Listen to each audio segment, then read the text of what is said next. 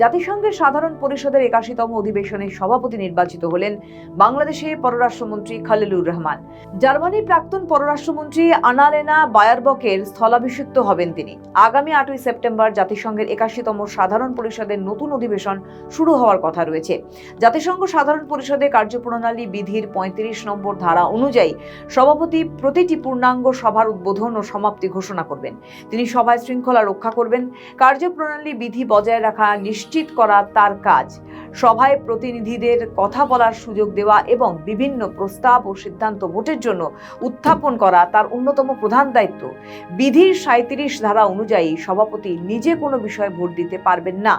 বিধির ৭১ নম্বর ধারা অনুযায়ী সভায় কোনো সদস্য কার্যপ্রণালী সংক্রান্ত আপত্তি বা পয়েন্ট অফ অর্ডার উত্থাপন করলে সভাপতি অবিলম্বে সেই বিষয়ে সিদ্ধান্ত দিতে হবে।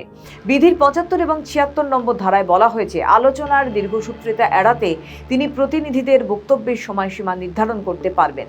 এছাড়া কোনো জটিল পরিস্থিতি বা বিশৃঙ্খলা সৃষ্টি হলে সভাপতি সভার সাময়িকভাবে স্থগিত ঘোষণা করার ক্ষমতাও রাখেন।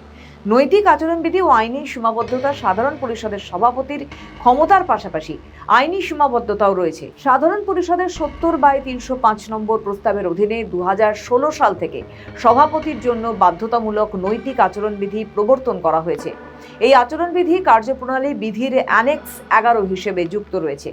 বিধি অনুযায়ী সভাপতিকে সর্বদা সর্বোচ্চ স্তরের নিরপেক্ষতা ও সততা বজায় রাখতে হবে। তিনি কোনো নির্দিষ্ট রাষ্ট্র বা গোষ্ঠীকে বিশেষ সুবিধা দিতে পারবেন না। নিজের পদকে ব্যক্তিগত বা রাষ্ট্রীয় প্রচারে ব্যবহার করতে পারবেন না। যদি কোনো সুনির্দিষ্ট এজেন্ডায় সভাপতির জাতীয় স্বার্থের সংঘাত তৈরি হয়, তবে সেই সভা পরিচালনা থেকে নিজেকে প্রত্যাহার করতে বাধ্য থাকবেন।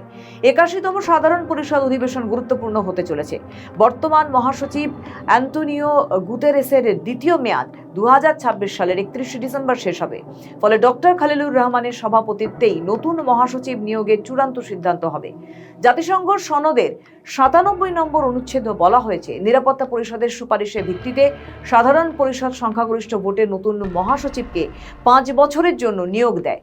পূর্বে এই নিয়োগ প্রক্রিয়া শুধুমাত্র নিরাপত্তা পরিষদের বন্ধ দরজার আড়ালে সম্পন্ন হতো। তবে সাধারণ পরিষদের রেজলিউশন ৬৯/৩২১ এবং ৭০/৩০৫ অনুযায়ী এই প্রক্রিয়াকে এখন অনেক বেশি স্বচ্ছ করা হয়েছে।